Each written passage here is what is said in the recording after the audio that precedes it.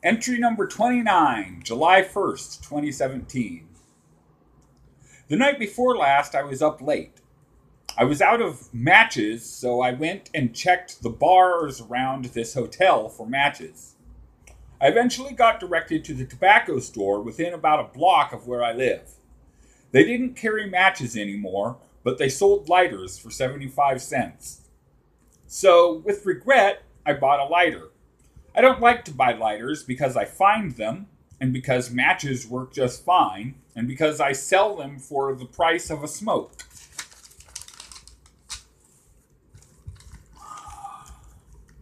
I then went back home.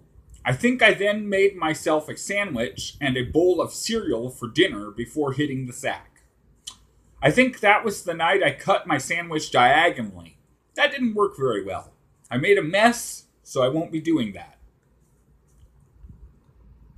At some point, I realized I should ask the people at the tobacco shop what their cheapest smokes were.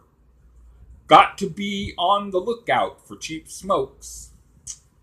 So when I got up yesterday morning, the first thing I did was go to that store and ask their price for smokes. They sell smokes for $4.05. So I bought a pack, and I now have a new tobacco shop, much closer to home. So I guess when I turn in my cans, I'll take the 20,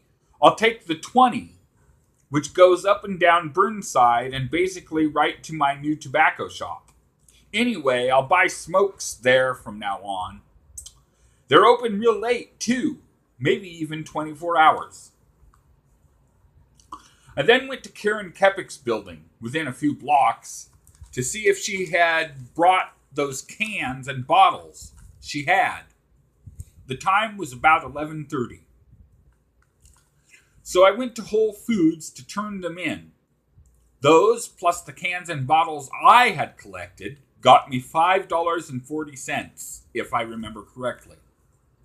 I then went back home to see if the Obama phone had arrived. Mail had not yet come, so I went to my room and tried to nap until about 3 o'clock p.m., which is the latest the mail would come. I couldn't sleep, but I waited until 3 o'clock p.m. Still no Obama phone. I forgot to write down that I ran into Jeff a couple of times in his office, but the computer cord had not yet come and he was busy with another client. I then went to the library to upload the last entry, etc., and to chat with friends on the World Wide Web. I think I had a video chat with MWR, but I don't remember what was discussed. I left the library at about closing time, 6 o'clock p.m., and went home. When I got here, the computer cord was waiting for me, so I went to my room to test it. It booted, but it was password protected. The home screen read Karen and had a picture of a kitten.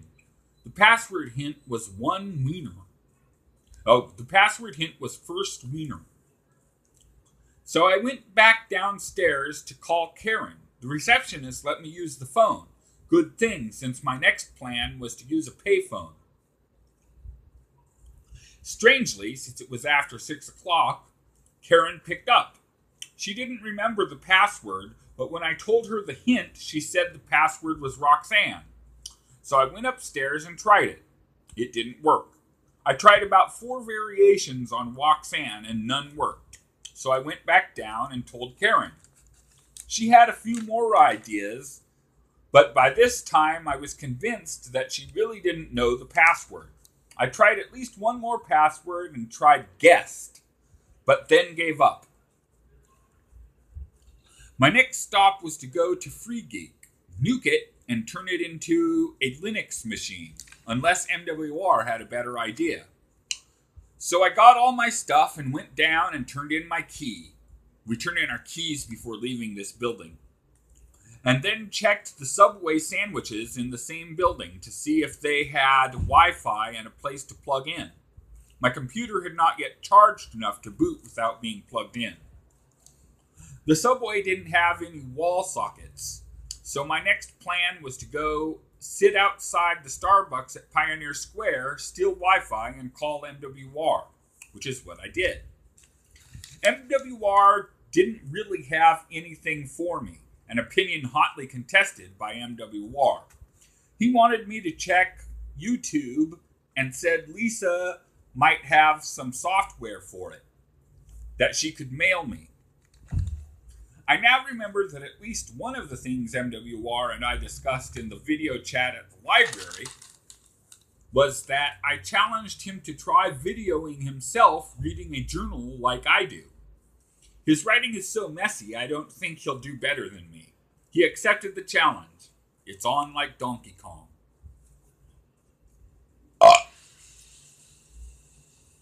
After the video chat with MWR at Starbucks, it was getting dark, and I went home, made myself a bowl of cereal and a ham sandwich, and went to bed. I plugged in my laptop in case there's no wall sockets available at FreeGeek. It's probably fully charged by now, I'm guessing. I forgot to write down that I also charged my phone, even though my usual policy on charging my phone is to wait till it gets down to about 20% and I get that warning which goes like this, 8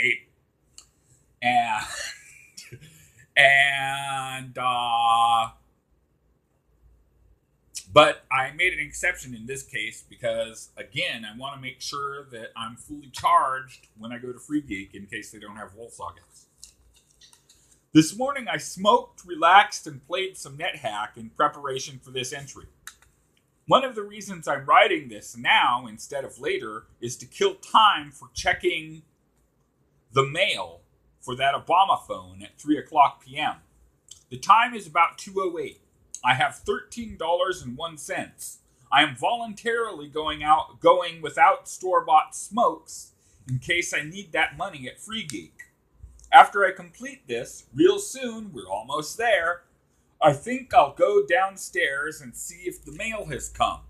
If it hasn't, I'll come back up and wait until 3 o'clock p.m.